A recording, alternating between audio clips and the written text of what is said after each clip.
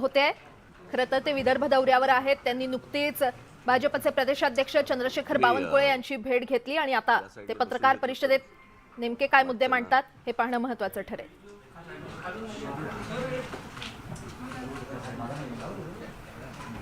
तुम्ही पण बसून घ्या रे।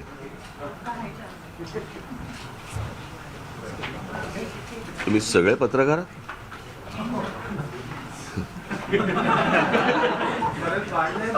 हां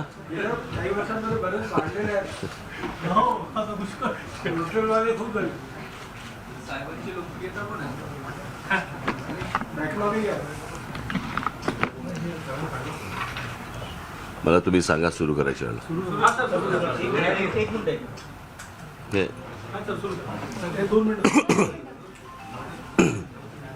अरे तुम्ही या ना, बसा ना, या बसा, ये रे संदीप, ये अविनाश, ये त्यांना बोलव, महाजनांना बोलव, शिदोरे कुठे गेले, या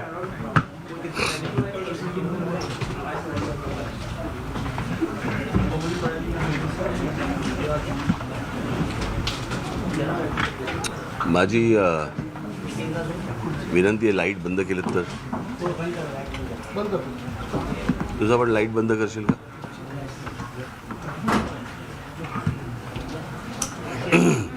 थोडे मागे वाच जरा।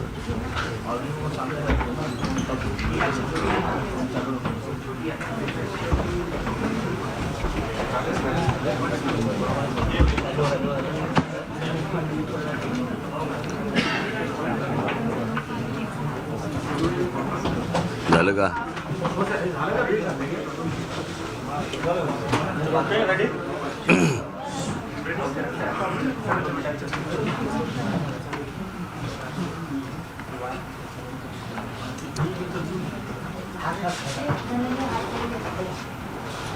गेल्या 2 वर्षाच्या लॉकडाऊन नंतर जेव्हा माणसं एकमेकांना भेटायला लागली आणि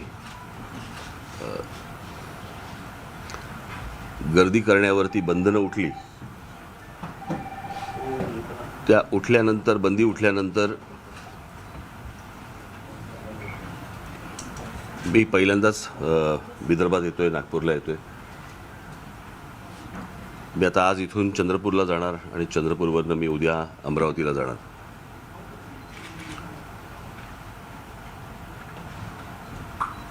अनेकांनी विचारलं, 2 वर्ष तुम्ही शांत होतात, गप्प होतात। मला असं वाटतं सत्ताधाऱ्यांमधल्या 1-2 जण, विरोधी पक्षामधले 1-2 जण आणि पत्रकार सोडून मला असं वाटतं सगळेच गप्प होते।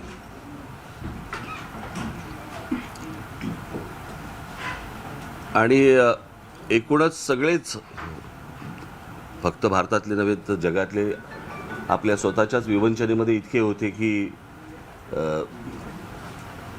तेव्हा राजकारण बोलणं किंवा करणं किंवा सांगणं हे मला असं वाटतं की उचित नव्हतं आणि त्याला काही लोक त्या मनस्थितीत देखील नव्हते। ही ज्यावेळेला बंधनं उठली, त्या बंधनं उठल्यानंतर आमचा गुढीपाडव्याचा मेळावा झाला आणि तिथून परत ह्या सगळ्या गोष्टीला, बोलण्याला, राजकारणातल्या काही विषयांना हात घालण्यात सुरुवात झाली। तुम्ही जरा बाजूला व्हा रे, जरा बाजूला व्हा ना। तो पत्रकार आहे का? तू काय करतो? लाईट बंद कर पहिला। तू डोकं नका दुखू तुम्ही। एवढ्या लाईटमध्ये, एवढ्याशा लाईटने काय होणार आहे मला जरा सांग।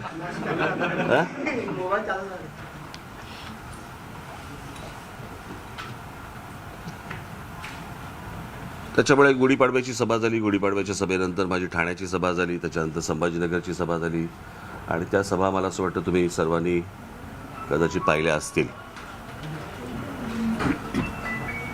आज मी विदर्भामध्ये आलोय, नागपूरला आलोय। नागपूरमधली काही बऱ्याच वर्षांची झाडाझडती थोडीशी बाकी होती आणि ती काल सर्व पदाधिकाऱ्यांना भेटणं झालं, बोलणं झालं आणि त्या बोलण्यातनं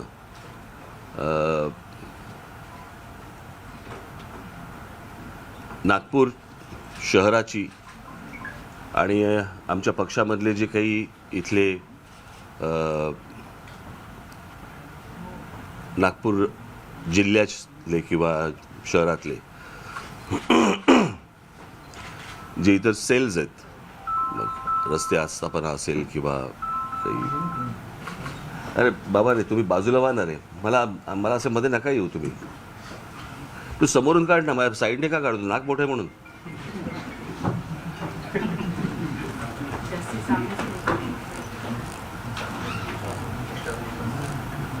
काय बोलवलं तुम्ही?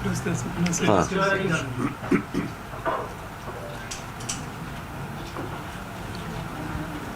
तर या शहरातली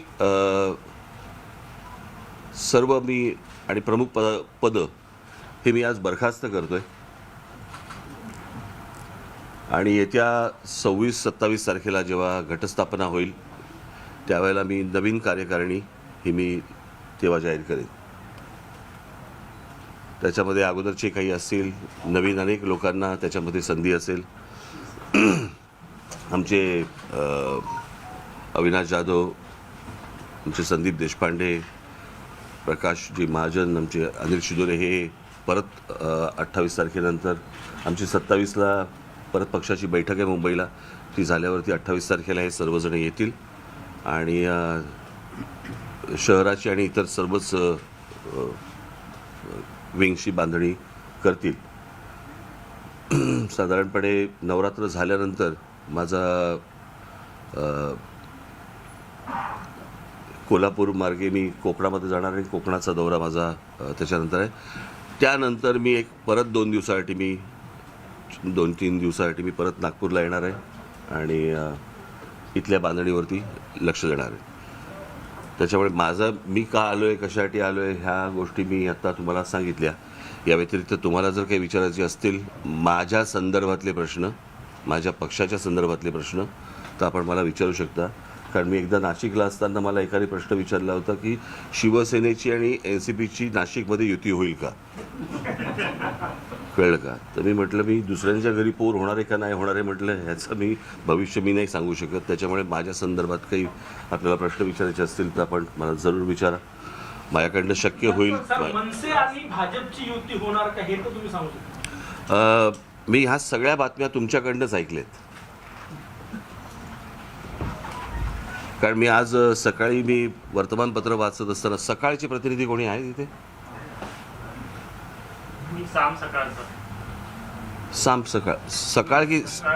सकाळचे प्रतिनिधी कोणी आहेत? आपल्या वर्तमानपत्रामध्ये एक बातमी आली आहे की मला काल कोणीतरी सांगितलं की उद्धव ठाकरेंचं सरकार चांगलं होतं आणि मग आपण त्यांच्याबरोबर जायला पाहिजे वगैरे. हे कोण बोललं, आपल्याला कशातनं साक्षात्कार झाला आणि कशातनं आपण बातम्या दिल्यात मला ह्याची कल्पना नाही आहे.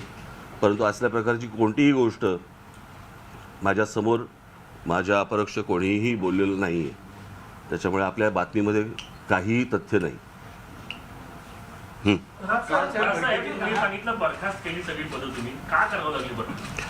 काही चुकीच्या गोष्टी चालू होत्या आणि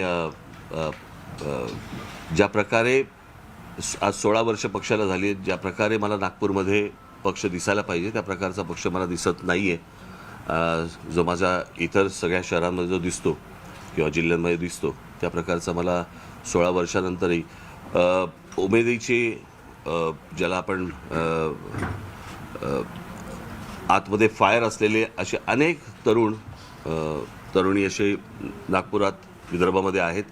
त्यांना योग्य संधी देणं, त्यांना वरती आणणं, वरच्या पदांवरती आणणं आणि त्यांच्याकडनं योग्यरित्या काम करणं हे मला असं वाटतं आवश्यक आहे, गरजेचं असतं.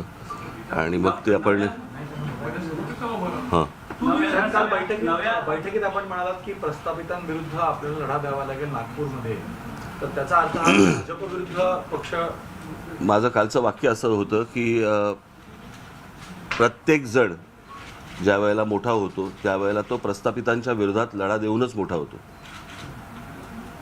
हा फक्त माझं पूर्ण जो वाक्य होतं ते असं होतं की हा विदर्भ पहिल्यांदा ओळखला जायचा काँग्रेसचा बालेकिल्ला म्हणून आणि त्या बालेकिल्ल्यामध्ये लढा देऊन आज तो भारतीय जनता पक्षाचा बालेकिल्ला जर समजा झाला असेल तर तो सत्ताधाऱ्यांच्या विरोधात केलेल्या संघर्षातनं त्यांच्या हातात ती गोष्ट आली. सो प्रस्थापितांच्या विरोधातच नेहमी लढा देऊन अनेक पक्ष हे मोठे होतात. सो प्रत्येक ठिकाणी तुम्हाला प्रस्थापितांच्या विरोधातच लढावं लागतं. सो नागपुरात जर समजा ते प्रस्थापित असतील तर त्यांच्या विरोधातच लढावं लागेल. मध्यंतरी जवळकीची वाढली होती, ज्या चर्चा ज्या भेटी. हे बघा, प्रश्न असा आहे की राजकारण हे एका बाजूला आणि तुमचे संबंध. आता नितीन गडकरींचे संबंध हे मला असं वाटतं कधीपासून 92-93 सालापासूनचे आमचे मैत्रीचे संबंध आहेत, कळलं का? आणि राजकारण हे राजकारण चालूच असतात, या गोष्टी सुरूच असतात. ज्या वेळेला राजकारण हे तुमच्या मुद्द्यांवरती, तुमच्या धोरणांवरती टीका त्यांची माझ्यावरती होऊ शकते, माझी त्यांच्यावरती होऊ शकते, पण ती मुद्द्यांवर त्यांच्या धोरणांवरती टीका होऊ शकते. त्याच्यामध्ये वैयक्तिक गोष्टीला काही स्थान नसतं. तुम्ही जर समजा माझं 2017 झाली तरी लोकसभा 19 मी ज्या वेळेला ते तुमची आवडती टॅगलाईन होती ना ती लाव रे तो व्हिडिओ, त्या संपूर्ण ह्याच्यामध्ये जर समजा तुम्ही नीट बघितलं तर माझं त्या धोरणांना विरोध होता. बरोबर आहे, धोरणांवरती टीका होती. नरेंद्र मोदी असतील किंवा अजून कोणी असतील, माझी वैयक्तिक टीका नव्हती. आपण मला असं वाटतं वैयक्तिक टीका करणं हल्ली ते फारच वाढले, अगदी घरापर्यंत शिरतात सगळ्या गोष्टींच्या. तर ह्या गोष्टी ह्या राजकारणामध्ये होतच असतात आणि त्या राहतातच. म्हणजे अनेकदा तर असं होतं की तुम्ही ज्यावेळेला आघाड्या करता त्या आघाड्यांमध्ये देखील तुमचे वाद होतातच की. हां बोला. तुम्ही जे म्हणाले की बाबा पक्ष वाढला नाही 16 वर्षामध्ये, तर याची कारणं काय असतात? म्हणजे तुमचा मी नाशिकमध्ये मुंबईच्या बाहेर नाशिकमध्ये देखील तुमचा दबदबा पाहिलेला आहे. तर तुम्हाला असं नाही वाटत का की तुम्हा लोकांच्या किंवा तुमच्या पदाधिकाऱ्यांच्या नागपूरला तेवढ्या भेटी नाही दिल्या विधान? आपलं म्हणणं अत्यंत योग्य आहे. थोडंसं आमच्याकडनंही दुर्लक्ष झालं आणि मला असं वाटतं याच्या पुढे ते होणार नाही. विदर्भाकडनं काय अपेक्षा? विदर्भात काय स्कोप बघता आता मनसेच्या वाढीसाठी? एक शिवसेना फुटलेली आहे, 2 गट झाले आहेत, यामध्ये मनसेला तुम्हाला वाटतंय का? नाही, मला हा विषय फक्त विदर्भापुरता मर्यादित नाही, तर मला असं वाटतं हा महाराष्ट्रासाठीचा महत्त्वाचा विषय आहे. आपण जर नीट गेल्या 2-2.5 वर्षामध्ये जर बघितलं तर आपण आत्ता माझ्यासमोर पत्रकार म्हणून बसलेले आहात, परंतु शेवटी तुम्ही एक महाराष्ट्राचे नागरिक आहात. तुम्ही देखील मतदान करता. कदाचित तुम्हालाही आठवत नसेल आपण मतदान केलं कोणाला होतं. मी इतका गोंधळ आणि इतकी प्रतारणा महाराष्ट्राच्या राजकारणात आजपर्यंत कधी बघितलेली नाही की कोण कोणाबरोबर जातं आणि कोण कोणाबरोबर काय सत्ता स्थापन करते आणि कोण विरोधी पक्षामध्ये बसतं आणि काय चाललंय हे मी अशी गोष्टच आजपर्यंत महाराष्ट्रात मी इतक्या वर्षाच्या राजकारणात पाहिलेली नाही. म्हणजे जर समजा या गोष्टींची सुरुवात बघितली तर तुम्ही युती करून, आघाड्या करून तुम्ही निवडणुका लढवता, तुम्ही लोकांसमोर ज्या गोष्टी सांगता आणि सांगितल्यानंतर त्याच्यानंतर ज्यावेळेला तुमचे मतदार ज्यावेळेला मतदान करतात 2-2 तास रांगेमध्ये उभे राहतात आणि रांगेमध्ये उभं राहिल्यानंतर ज्या वेळेला तुम्ही काहीतरी बोलत असता ते ऐकून ज्यावेळेला मतदान करतात, ते मतदान केल्यानंतर रिझल्ट ज्या वेळेला लागतो त्यावेळेला कोणीतरी सकाळी जाऊन शपथविधी करतं राज्यपालांकडे. मग भाजप आणि NCP एकत्र येतात, मग ते 2 तासात काहीतरी फिसकटतं आणि ते फिसकटल्यावरती मग शिवसेना आणि काँग्रेस आणि NCP होतात. आता प्रश्न असा आहे, तुम्ही जर समजा युतीत निवडणूक लढवलीत आणि मला कळलेलंच नाही, मला ही गोष्टच कळलेली नाही आहे आणि मला असं वाटतं एक पत्रकार म्हणून तुम्हालाही समजत नसेल हे काय चाललंय, की त्याच्यानंतर तुम्ही सांगायचं की बाबा आम्ही एका खोलीत बसलो होतो अमित शहा आणि मी, आणि मला सांगितलं 2.5 वर्षाचं मुख्यमंत्रीपद देणार. हे कुठून आलं 2.5 वर्षाचं मुख्यमंत्रीपद? मी तुम्हाला सांगतो की मला असं वाटतं 1989 सालची गोष्ट असेल, आमच्या मातोश्रीवरती किंवा सेंटर हॉटेलला असेल, आता मला ठिकाण आठवत नाही मला, परंतु त्यावेळेला माननीय बाळासाहेब होते, मनोहर जोशी होते, प्रमोद महाजन होते, गोपीनाथराव मुंडे होते, माझ्यामध्ये मी चुकत नसेल तर त्यावेळेला वाढणे होते आणि असे काही भाजपकडचे आणि शिवसेनेकडचे अशी लोक बसली होती. आणि त्यावेळेला एक फॉर्म्युला ठरला होता की ज्याचे जास्ती आमदार त्याचा मुख्यमंत्री. आता त्याप्रमाणे जर समजा बघितलं तर तुम्ही 95 ते 99 युती सरकारच्या काळामध्ये शिवसेनेचे आमदार जास्ती होते. मला त्या संपूर्ण 4-4.5 वर्षामध्ये कधीही भारतीय जनता पक्षाने मुख्यमंत्रीपदाचा दावा केलाय असं मला आठवत नाही. 99ला झालं ते निवडणुकीनंतर, परंतु त्या 4-4.5 वर्षामध्ये मला आठवत नाही की अशी गोष्ट झालेली. मग जर हा फॉर्म्युला जर समजा युतीमध्ये ठरलेला होता, तर तुम्ही अचानक रिझल्ट नंतर तुम्ही काय सांगताय की मला मुख्यमंत्रीपद 2.5 वर्षाचं ठरलं होतं, ते त्यांनी द्यायला पाहिजे. तुम्ही 4 भिंतीत ठरलेल्या गोष्टी तुम्ही जाहीरपणे ह्याच्या अगोदर का नाही सांगितल्यात? आणि जर समजा त्यावेळेला उद्धव ठाकरे व्यासपीठावरती हजर असताना जर नरेंद्र मोदी सांगतायत की पुढचे मुख्यमंत्री देवेंद्र फडणवीस होणार, अमित शहा सांगतायत मुख्यमंत्री देवेंद्र फडणवीस, तुम्ही त्याच वेळेला आक्षेप का नाही घेतलात की बाबा तुम्ही माझ्याशी काहीतरी वेगळं बोलला होतात आणि व्यासपीठावर तुम्ही काहीतरी वेगळं बोलताय? निवडणुका होऊ दिल्या, लोकांनी मतदान केलं, रिझल्ट लागले आणि मग हे नवीन काढलं. म्हणजे लोकांनी हा फक्त काय खेळ बघत बसायचा का या सगळ्या लोकांचा? 2-2 तास रांगेमध्ये उभं राहायचं, मतदानाला उभं राहायचं, त्या उन्हातानात उभं राहायचं, ह्यांना मतदान करायचा आणि ते केल्यानंतर हे वाटेल त्या प्रकारची प्रतारणा करणार.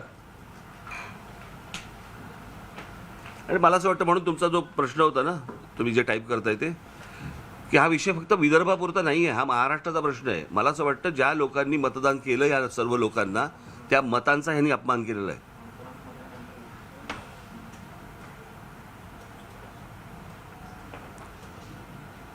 आणि या सगळ्या गोष्टी मला असं वाटतं मतदारांसमोर घेऊन जाणं हे आवश्यक आहे. 2024 इलेक्शन आहे, तर तुम्ही कुठला एजेंडा घेऊन आता मैदानात उतरता? माझं चालू आहे बायडनशी बोलणं.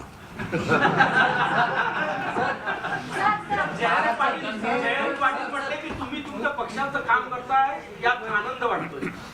काय? जयंत पाटील म्हटले की राज ठाकरे मनसेचं काम करतायत, यात आनंद वाटतोय आणि मनसे वाढावा ही अपेक्षाही त्यांनी व्यक्त केली. ह्याच्यावर मी काय बोलू?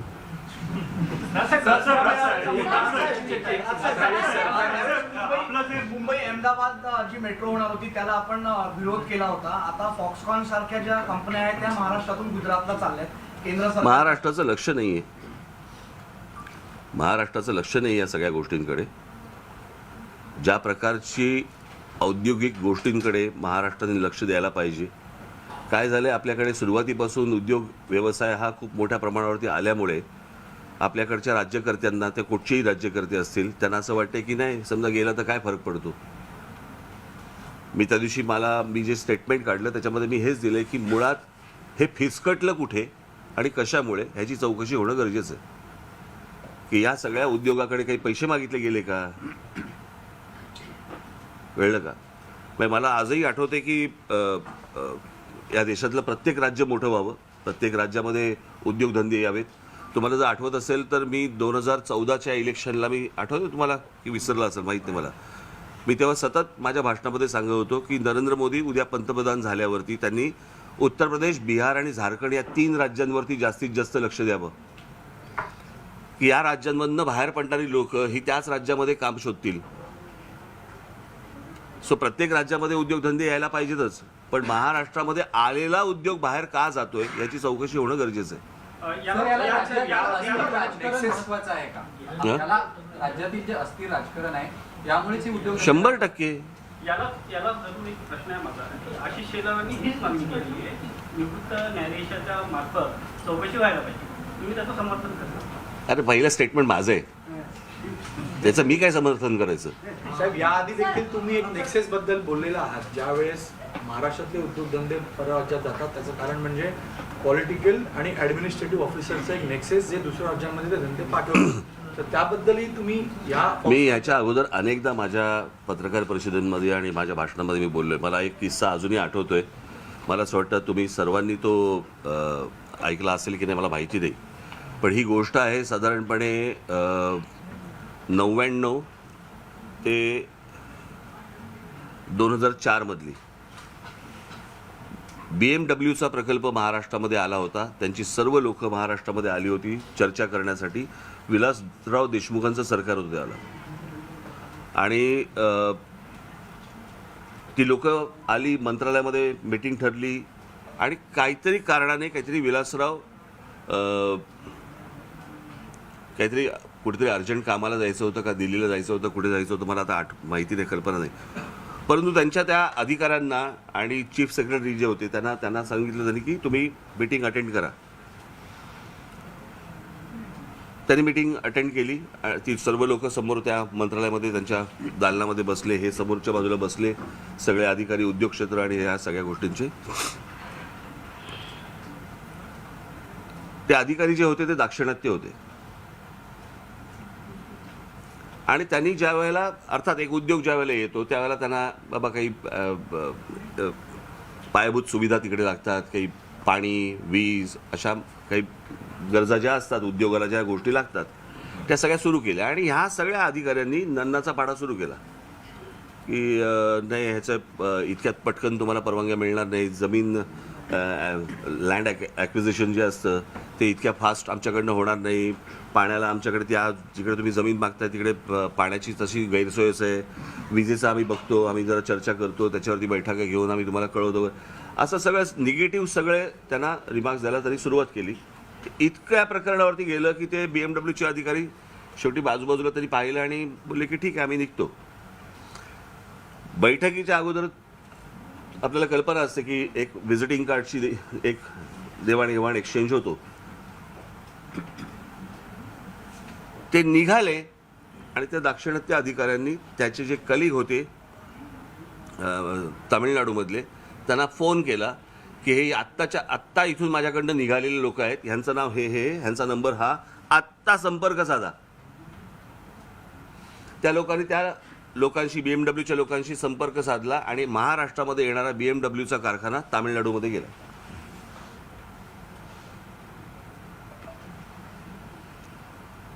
आता जर समजा आपल्याकडची परिस्थिती जर समजा अशी असेल की येणाऱ्या उद्योगांवरती जर समजा आपलं लक्षच नसेल, आपण येणाऱ्या उद्योगांकडनं जर समजा पैसे मागणार असू, कोण येईल आणि काय येईल? तुम्ही खरं तर आपल्याकडे नुसता उद्योग येतो अशातनं आपण बघणं चुकीचं आहे ना, की त्याच्यातनं रोजगार निर्मिती किती होते, त्या भागाचा विकास कसा होतोय, या सगळ्या गोष्टी पाहणं आवश्यक आहे. महाराष्ट्र मोठं होण्याचं कारणच मुळात ते होतं ना, की ज्या प्रकारचे उद्योग महाराष्ट्रामध्ये आले त्यांना ज्या वेळेला आपण रेड कार्पेट ज्या वेळेला टाकलं त्याच वेळेला महाराष्ट्राची प्रगती झाली. आणि सर्व जेवढे उद्योग भारतामध्ये येऊ इच्छितात त्यांची पहिला चॉईस हा महाराष्ट्र असतो. मग जर एवढं जर समजा आपल्याला भाग्य जर समजा महाराष्ट्राचं असेल तर आपण घालवतोय तो उद्योग आपण महाराष्ट्रातनं, याच्यासारखं दुर्दैव नाही.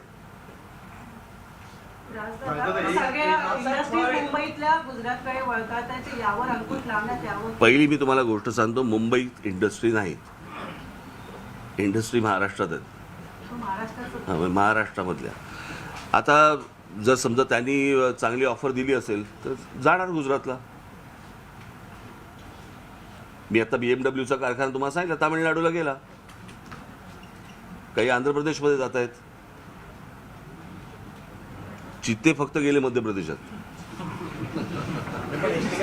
यापूर्वी जी कॉम्पिटिशन नव्हती ती आपण स्वतः निर्माण केली आहे. होणारच ना, पण ती होणारच ना. मला असं वाटतं की ह्या सगळ्या याच्यामध्ये प्रत्येक राज्यामध्ये हेल्दी कॉम्पिटिशन असलीच पाहिजे. तर तुम्ही आता म्हटले की पैसे मागणार असेल तर उद्योग काय येणार आणि कसे येणार, हा इशारा कोणाकडे? मला असं वाटतं पुतीन.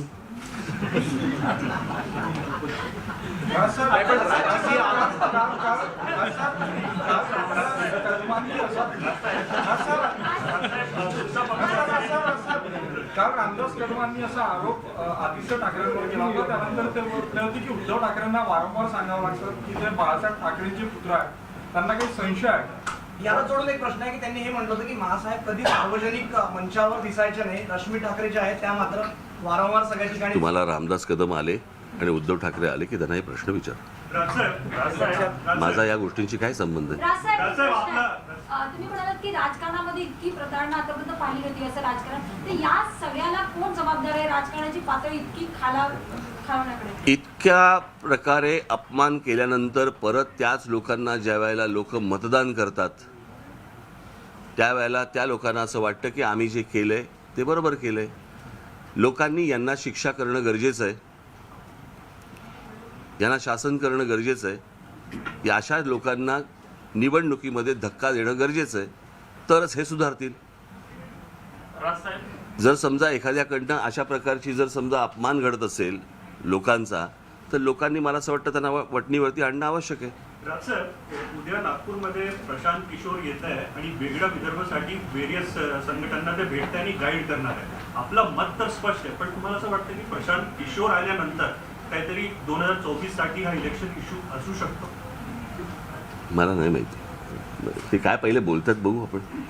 अच्छा, कारण नुसतेच येणार ह्याच्यावरती आपण तर्क मांडायला काय अर्थ आहे? मला तरी 28 ला ते पब्लिक गॅदरिंग पण ते ऑर्गनाईज करतात विदर्भ विषयावर. मला असं वाटतं या विषयामध्ये तुम्ही मागे मी असं म्हटलं होतं की तुम्ही विदर्भामध्ये जनमत घ्या.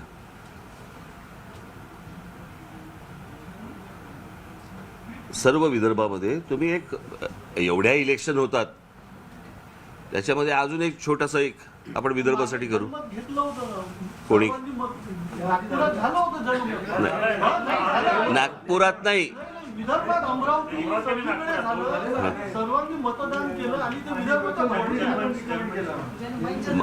हे बघा, प्रश्न असा आहे की तुम्ही कोणीतरी केलं नाही. माझं असं म्हणणं, इलेक्शन कशी लावतो आपण, बरोबर ना? तसं त्या तुमच्या ह्याला केलं होतं नाही का, काय ते ब्रेक्झिटला, बरोबर ना? त्याप्रमाणे घ्या. भाजप असेल किंवा शिवसेना असेल, एकच अजेंडा राबवता, तो म्हणजे हिंदुत्वाचा. इतर अनेक प्रश्न आहेत, म्हणजे शेतकऱ्यांचे प्रश्न आहेत, बेरोजगारी आहे, उद्योगधंद्याचा विषय आहे. फक्त हिंदुत्व हाच जीवन मरणाचा प्रश्न राहिला का? मला असं वाटतं 16 वर्षाच्या मी काय काय गोष्टी आजपर्यंत केल्यात आणि बोललोय ना, ते जरा एकदा काढा. तुम्ही आत्ताच्या एका इश्यूवरती जाऊ नका. आणि जर समजा मी आत्ता काढलेला भोंग्याचा इश्यू जर समजा असेल, लाऊडस्पीकरचा जर इश्यू असेल, तर त्याच्यावरती मुस्लिम समाजामधल्या देखील अनेक लोकांनी समाधान व्यक्त केले. ते फक्त त्या सगळ्या धर्माच्या एकूणच अतिरेकी काय त्यांचे ते मुल्ला आणि मौलवी वगैरे वगैरे असतात ह्यांच्या भीतीने ते बोलत नाहीत. परंतु मला इथे कुठे होतो, मी पुण्याला होतो, पुण्याला मला एक मुस्लिम पत्रकार येऊन भेटला आणि त्याने मला सांगितलं की मी मुस्लिम आहे, माझ्या इथे ज्या मशिदी, माझ्या बाजूला मशीद आहे जिथे रोज सकाळी लाऊडस्पीकरवरती ती काय अजान का काय बांग देतात ते होतं, ज्याच्यामुळे माझा मुलगा लहान आहे, त्याला त्रास होतो, तो आजारी पडतोय. हे मी जाऊन तिकडच्या मौलवींना सांगितलं, ते ऐकायला तयार नाही. आणि तुम्ही ज्यावेळेला आंदोलन केलं त्याच्यानंतर तो माझा त्रास बंद झाला. हे एका मुस्लिम पत्रकाराने मला पुण्यात सांगितलं. मला जरा पूर्ण होऊन देत ना. तो मला घाई आहे का तुम्हाला? तुम्हाला वेळ कमी असतो. नाही ना, पण मला आहे, मला बोलू तर देत, म्हणून तर मी सांगतोय ना. हां, तर त्या काय विषय पूर्ण झाला ना, तर पुढच्या वेळेला परत परत तेच उत्तर द्यायला नको मला. त्याच्यामुळे ह्या सगळ्या गोष्टी आता अनेक असे विषय आहेत की ज्याच्यामध्ये मला अभिमान आहे त्या गोष्टीचा. परंतु ती गोष्ट येईपर्यंत सगळ्यांनी चेष्टा केली. परंतु महाराष्ट्राचा विकास आराखडा मांडणारा भारतातला एकमेव पक्ष आहे माझा. ती ब्ल्यूप्रिंट, तो विकास आराखडा वाचण्याचा देखील आजपर्यंत कुठच्या अनेक पत्रकारांनी काम पण नाही केलं त्याच्यावरती.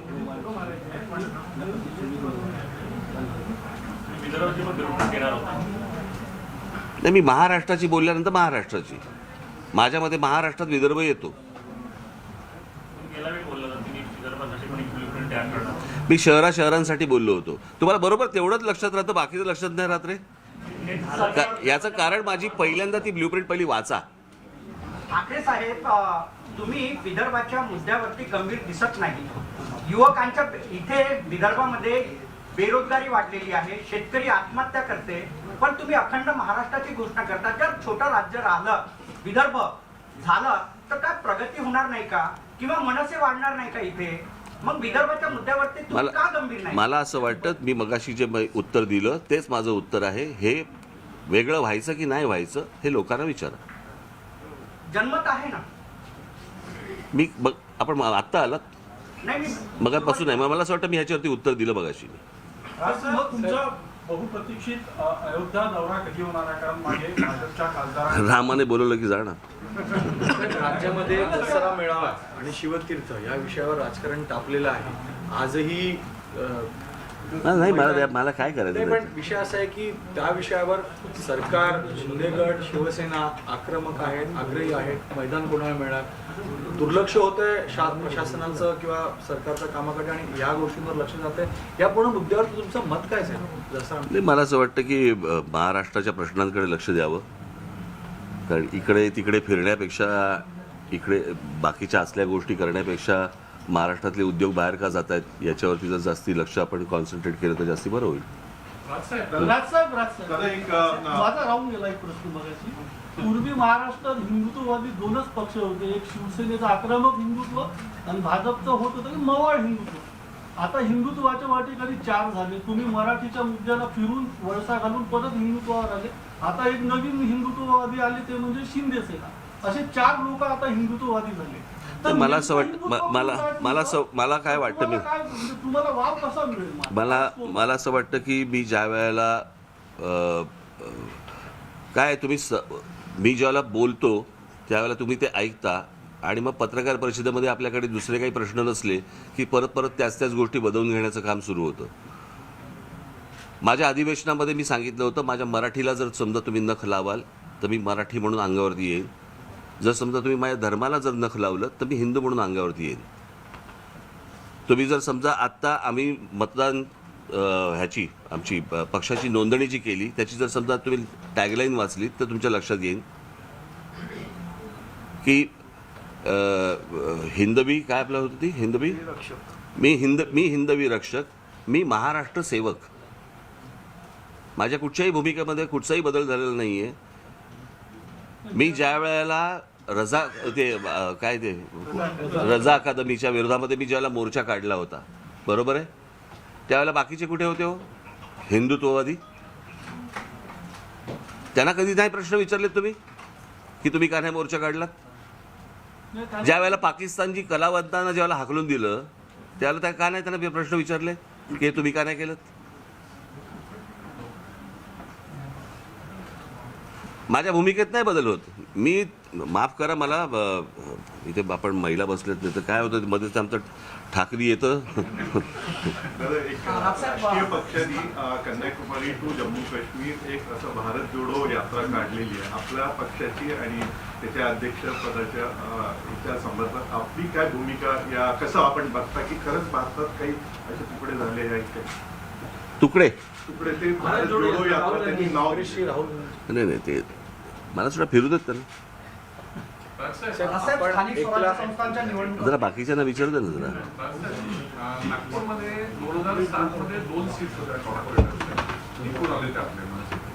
2012 मध्ये पण 2 होते आणि नंतर मग 4 प्रभागाचा हे झाल्यानंतर तेवढं हे आलं नाही.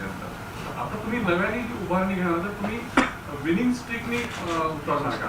आता अर्थातच तुम्हाला या वेळेला नगरसेवकांचं प्रमाण महाराष्ट्र नवनिर्माण सेनेचं वाढलेलं तुम्हाला दिसेल. 1. 2. आपण आत्ता जो मुद्दा काढला तोही मुद्दा मला महत्त्वाचा वाटतो आणि याच्यावरती आपल्याकडनं देखील माझी पत्रकारांकडनं देखील माझी अपेक्षा या गोष्टींची आहे की हे जे सगळं चालू आहे की 4चा प्रभाग आणि 3चा प्रभाग आणि ह्या गोष्टी चालू आहेत, ह्या मला असं वाटतं की आपल्याकडच्या लोकशाहीला घातक आहेत. याचं कारण कोणीही जर समजा वेडेवाकडे जर समजा मुळात एक नगरसेवक, त्या एका नगरसेवकाला मी मतदार म्हणून मी मतदान करणार, त्या नगरसेवकाने त्या वॉर्डाचं काम करावं. आम्ही तुम्हाला निवडून दिलं, तुम्ही आमचं काम करा.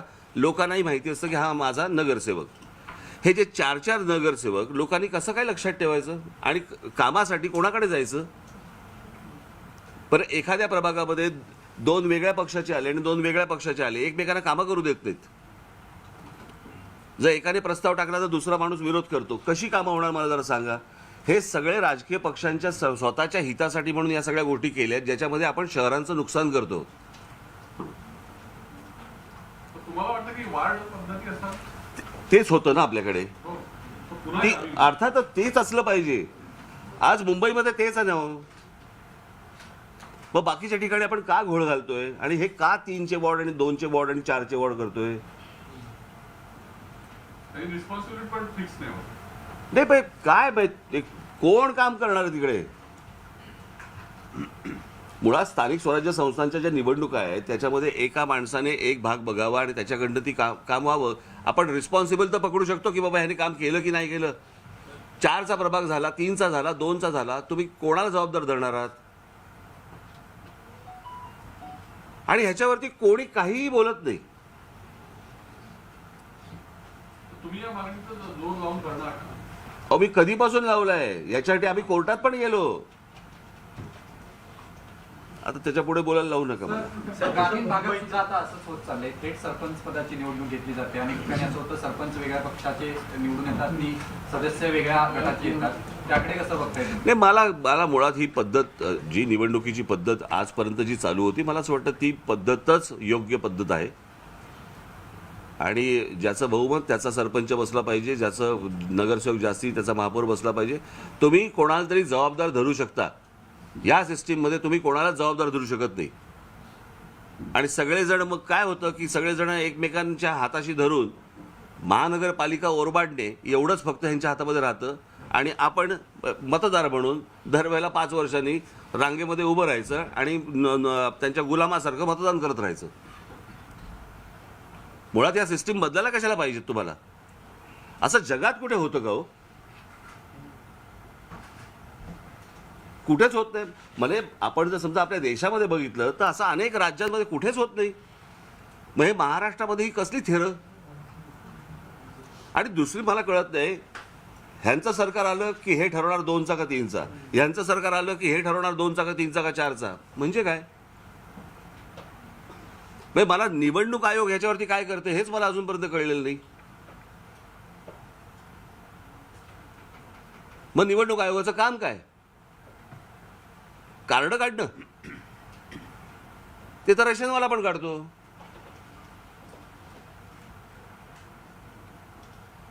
पण आपण जबाबदारीने ह्या जर निवडणुका लढवणार नसू आणि हे जर 4-4 आणि 3-3 आणि 2-2चे जर वॉर्ड होणार असतील, याच्यात तर काही टिकणार नाही. याच्यामध्ये फक्त नगरसेवक गब्बर होतील, बाकी आहे तिथेच राहील. मला असं वाटतं या सगळ्या गोष्टींचा मी एक नागरिक म्हणून मला असं वाटतं की तुम्ही पण एक नागरिक म्हणून आणि नागरिक म्हणून पत्रकार म्हणून मला असं वाटतं याच्यावरती तुम्ही बोललं पाहिजे, लिहिलं पाहिजे. इलेक्शन के टाइम फ्रीबीज की भी काफी डिस्कशन होती. कसली फ्रीबीज? फ्री में पानी, नाही फुकटात काय देताच का मला? नाही अजिबात नाही. इवन म्हणजे गरिबांसाठी आम आदमी पार्टीचा अजेंडा. कोणी तुमच्याकडे फुकट मागत नाहीये. लोक म्हणतात आम्हाला योग्य दरामध्ये आणि योग्य वेळेला द्या, आम्हाला हे फुकट द्या. असा भारतात एकही मोर्चा आजपर्यंत निघाला नाही. निघाला का? नाही. तुम्ही कोण देणार आहे? बरं, तुमच्या बापाचं काय जातंय?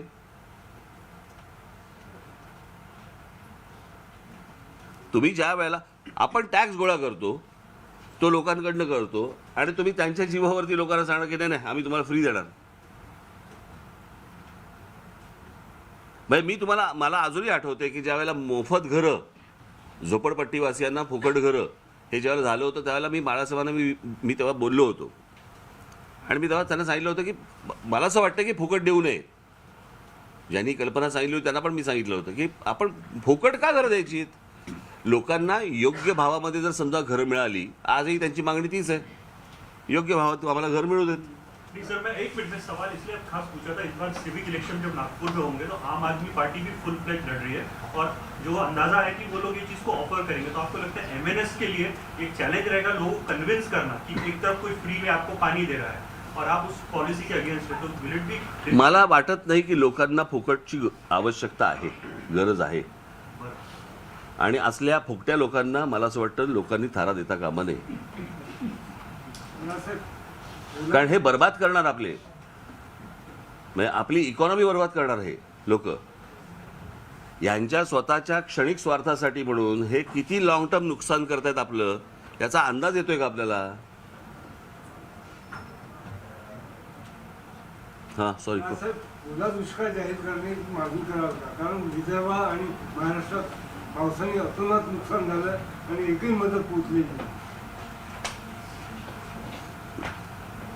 मामा असून पण मी आता चंद्रपूर साईडला जातो तुम्हाला दिसेल. नाही नाही, बरोबर मा- 800 शेतकऱ्यांनी गेल्या काही दिवसात आत्महत्या केल्या. रोज 6-7 तासाला एक ऑगस्ट आत्महत्या महिन्यात निर्माण होत 51 आहे. भयानक शेतकरी. परिस्थिती आहे. म्हणजे कापूस, सोयाबीन सगळी पिकं गेली. मामाना विचारा. तुम्ही जर आवाज, कारण तुमचा आवाज महाराष्ट्र सरकार ऐकतं ना, म्हणजे जनरली तुम्ही बरोबर आहे, पण तो म्हणून आवाज उठवणार नाही. बरोबर आहे, पण आपले उपमुख्यमंत्री इथलेच आहेत. आले की एकदा विचारा. साहेब, निवडणुकीचा विषय आल्यामुळे हा प्रश्न आहे. निवडणुकी आगामी निवडणुकीत पण असं जसं तुम्ही भोंग्यावर आंदोलन करता, जसं भोंग्यावर आंदोलन करता, शेतकऱ्यांसाठी का नाही? शेतकऱ्यांसाठी काहीतरी तुम्ही आवाज उठवा. आगामी झालं? निवडणुकीत एक शेवटचा प्रश्न. आगामी निवडणुकीमध्ये साहेब स्वबळावर लढण्याची महागाईने सामान्य जनतेचा हात कुठून गेलेला आहे सर, हात मोडलेला आहे. काय सांगाल प्रधानमंत्र्यांकडून रिटर्न गिफ्ट म्हणून सामान्य जनतेकडून काय अपेक्षा आहे? 19ला मांडले होते सगळे रिटर्न गिफ्ट. मागच्या 2 वर्षामध्ये जेव्हा MBA गव्हर्नमेंट होतं त्यांच्या काळामध्ये नागपूरमध्ये अधिवेशन झालं नाही. हा डायरेक्ट जरी मगाशी तुम्ही म्हटलं तुमचा प्रश्न आहे, पण हा नागपूरच्या अस्मितेचा प्रश्न आहे. मध्ये एकदा परिस्थिती अशी होती, पण अधिवेशन घेतलं जाऊ शकत. तुमची टिप्पणी काय? मुंबईतल्या अधिवेशनाला तरी कुठे हजर होते ना. हे तर 25,000 फुटावर विमान चाललंय. आता होईल मला असं वाटतं. चला येतो, धन्यवाद. तर नागपुरातील मनसेची सर्व प्रमुख पदं बरखास्त करण्यात आलेली आहेत आणि घटस्थापनेला नवीन कार्यकारिणी जाहीर करणार असल्याचं राज ठाकरे यांनी नुकतंच म्हटलेलं आहे. नव्या चेहऱ्यांना ते संधी देणार आहेत. तसंच सत्तांतरांच्या घडामोडींवर देखील राज ठाकरेंनी टीका केली आहे. मतदारांची इतकी प्रतारणा कधीच झाली नसल्याचं राज ठाकरे आपल्या पत्रकार परिषदेत म्हटले. आणि राज्यात उद्योगधंद्यांकडे दुर्लक्ष होतंय. यानंतर ते कोकण दौऱ्यावर जाणार आहेत. कोकण दौऱ्यानंतर ते पुन्हा नागपुरात येणार असल्याचं त्यांनी स्पष्ट केलं. दरम्यान मनसेच्या नगरसेवकांची संख्या वाढणार असल्याचं राज ठाकरे यांनी आपल्या पत्रकार परिषदेत म्हटलेलं आहे. आणि नवीन प्रभाग रचना लोकशाहीला घातक असल्याचं देखील राज ठाकरेंनी आपल्या पत्रकार परिषदेत म्हटलंय. तर यंत्रणा बदलण्याची वेळच का येते असा सवाल देखील राज ठाकरे यांनी उपस्थित केलेला आहे.